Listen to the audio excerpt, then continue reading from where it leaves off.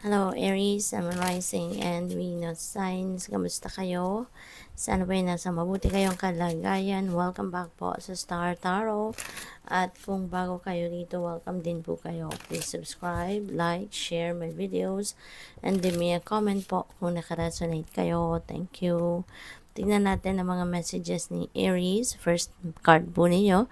We have the Six of Cups. Ayan. So, merong dito, reunion na po pwedeng maganap, no? Well, hindi pa naman tapos ang Christmas season, 'di ba? So, po pwedeng ang iba sa inyo will be coming home to your family siguro, no? At yun ang time wherein magra-reunion kayo. Po pwede rin dito na merong pagbabalik, no? Pagbabalik din sa lugar kung saan kayo lumaki, pagbabalik sa lugar kung nasaan yung mga mahal niyo sa buhay, pamilya, kaibigan. And speaking of pagbabalik, maaari no, na ang iba din sa inyo siguro, baka merong makikipagbalikan sa inyo. Po pwedeng yung mga ex, no? Baka merong ex kayo dito na makikipagbalikan sa'yo, or baka meron kayong kaibigan, no, na matagal na ninyong hindi nakasama, hindi nakita, hindi nakausap, no? At baka ito ay magbabalik din sa buhay mo, no? So, pwedeng ganun din ang ganap dito. So, there could be reconciliation din dito, no? Aries for some of you. So, we have Eight of Wands. Ayan. So, definitely may travel na magaganap, no? Kasi si Eight of Wands, this is travel. And pwedeng yung travel na to biglaan, no? Po pwedeng biglaan to. Baka nagkaayaan lang or baka yun, naisipan lang na uwi nga ako, no? Or magbiyahe nga ako. So, po pwedeng ganun. Maaari din na meron din ditong mga siguro good news or mga bagong oportunidad, no, na dadating at maaring mabilisan din, no, ang dating ng mga ito. Hindi lang ito yung um, kalmadong pagdating, kalmadong malalaman ninyo, maririnig ninyo yung balita, no? Hindi lang ganon, kundi baka ito ay talagang ninyo, masusurpresa kayo, no? So, po pwedeng ganun ang sitwasyon dyan. So, what else? We have the Knight of Wands. Knight of Wands is a fast-moving energy din, katulad ni Eight of Wands, no? So, pwede talaga ng iba sa inyo dito, Aries, baka meron kayong oportunidad na you are going to take advantage of at baka meron kayong oportunidad na kukunin ninyo agad, no? Hindi kayo magpapatumpik-tumpik pa, hindi kayo magpapamamaya-maya na. At kapag nabalitaan ninyo yung na to, opportunity na to, maaaring talagang pupuntahan ninyo agad, no? Pwedeng yung pag-travel na yan, baka related yan sa opportunity na yan, no? So, pwedeng ganun ang ganap dyan for some of you. So, tignan natin kung ano pa yung mga messages para sa iyo. And by the way, maraming salamat for subscribing to my channel. And if you haven't subscribed yet, subscribe na po kayo. And if you would like also to join the membership, click nyo lang po yung join button sa baba ng video. Thank you. And maraming salamat din sa support ninyo, no? Sa mga hindi nag-skip ng ads, pati na rin sa mga pati na rin sa mga cross-watchers po. Maraming salamat for being here. So, we have number 4, we have number 3, and we have number 16. Ayan, star. So, napakaganda, no?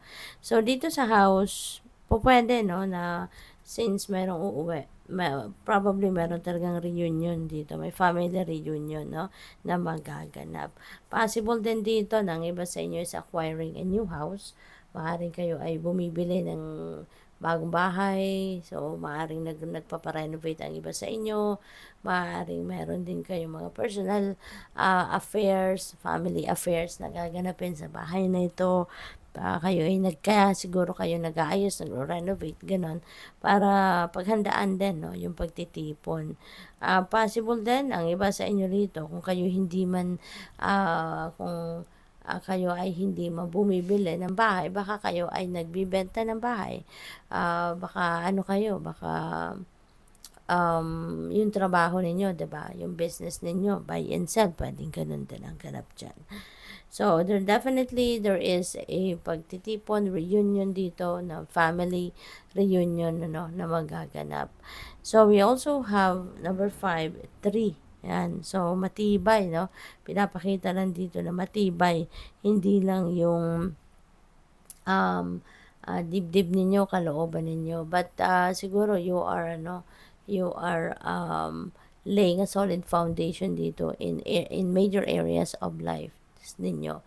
So siguro ninyong magkaroon kayo ng matibay na pundasyon ngayon.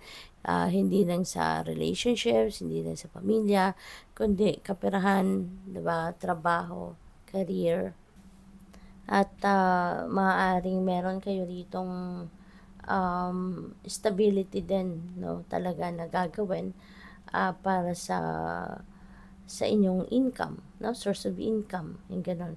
Magkakaroon din siguro dito ang iba sa inyo ng growth, no, ng abundance, ayun gano'n. At saka ano, feeling ko dito ang iba sa inyo baka magkakaroon ng proposal, no, marriage proposal. Baka magkakaroon na ng ano, ang iba sa inyo baka magsisimula na, no, since we also have house, baka magsisimula na kayo na magsama sa isang bahay, or talagang bubukod ang iba sa inyo dito after ng kasalan, no? So, good luck sa iyo. We have star, ayan. So, aligning ang stars dito para sa iyo. Para na makamit mo kung ano man ang mga dreams mo, makamit mo kung ano man yung mga goals mo, yung mga wishes ninyo. There is a chance dito of those coming to fruition, no? This is also a time na magiging masaya-masaya ka. Kasi nga, 'di ba, papunta ka na sa tagumpay, yung mga stars nag-a-align para sa iyo. Ibig sabihin nito na may mga wishes kayo na magka-come to fruition, siswertehin kayo, merong tagumpay na makakamit kayo rito, at saka happiness, no? Magiging masayang-masaya talaga kayo rito. Hindi lang sa love life, kundi pati na rin sa inyong kaperahang aspeto. This is also a time na magiging financially rewarded ka, no? Lalo-lalo na sa trabaho. Well, panahon talaga ngayon ng bonus, 'di ba? So siguro baka mabibigyan kayo ng mas malaking bonus, or merong extrang bonus pa, recognition, pay raise, pwede ding promotion ang maibigay sa inyo sa ngayon. Kaya this is the time na parang feel mo yung recognition sa job well done na ginawa mo. Recognition na from your employer, no? Good luck. Thank you for watching. Love and light. Namaste.